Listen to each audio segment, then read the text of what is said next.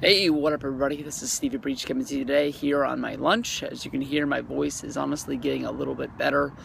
This is a video we're going to be talking about Ronda Rousey's future with the WWE moving on. Lots of talk. I know as soon as this segment ended with Ronda Rousey giving Triple H the judo throw and getting into it basically with the McMahon's fighting the fight that The Rock couldn't fight at WrestleMania because he wouldn't hit a woman.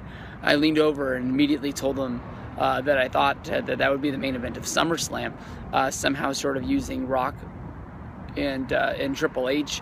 I thought that honestly it would be, they're going to have to find some way to really trick me into the fact of thinking that Stephanie McMahon would get into this fight. I think that honestly if it's going to be some sort of a tag match with Rousey and Rock tagging up against Triple H and Stephanie, they would have to fill that female role with somebody else. So somebody would have to join the Authority and be into that role, because honestly I don't see why Stephanie McMahon would think that she's going to be able to fight a match against Ronda Rousey. If you go back and you think about the way that they set up the match against Brie Bella, Stephanie really got tricked into that fight, and basically she was threatened with a lawsuit where she would have lost control of the company, and so she decided that her getting her ass kicked at SummerSlam was going to be less humiliating than the fact of her losing her company and all the money that her father had worked for her to have.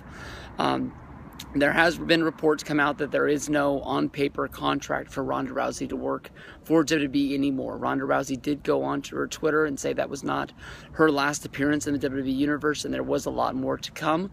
So those reports coming out honestly contradict each other just a little bit.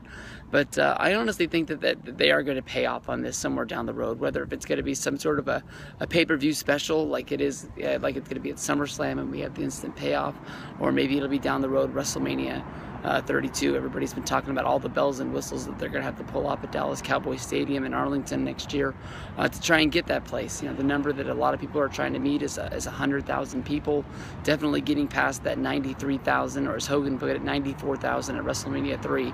Definitely has been a long-term goal for the WWE, and it's going to be a hard thing to climb to get to there. Lots of things that they could do, with the mixed tag.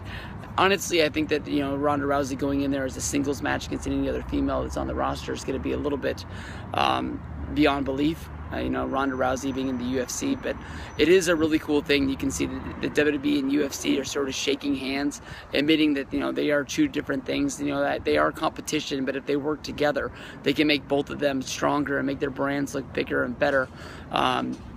WWE, pretty much giving UFC the leeway on pay-per-view, just saying, go buy our network, $10 a month, you'll get all the shows. UFC still being that month-to-month, or sometimes even more than once a month. Pay-per-views of buying $60 shows, sort of showing people that pay-per-view isn't dead. But hell, when you got Mayweather going up, having his big fight that everybody's been waiting for years and years, going up against Manny Pacquiao with a pay-per-view buy rate of $100 to have it shown on your television, shows you that really pay-per-view is not dead as well. People have been waiting this fight for almost 10 years. They're going to pay whatever it costs in order to get that. But WWE really expanding out, throwing the money around, making a lot of connections. WrestleMania weekend really does surprise me. But if I had to put my money down, I'd say that Rousey is back in WWE.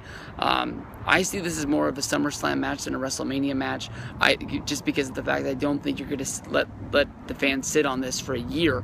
Definitely you have to have some sort of tease to see what's going down. Then again, I see Ronda Rousey at a lot of the West Coast, Southern LA SummerSlam shows and such. They're not going to be back in California until October. It's heavily rumored. I don't even know it's been announced, but Hell in a Cell would be at Staples Center in Los Angeles. Because even then, that doesn't have you, hyping up this match again until October, and that puts you into WrestleMania season for next March and April. So we'll see what happens, but I think she'll be around sooner than later. It just might be a little while though.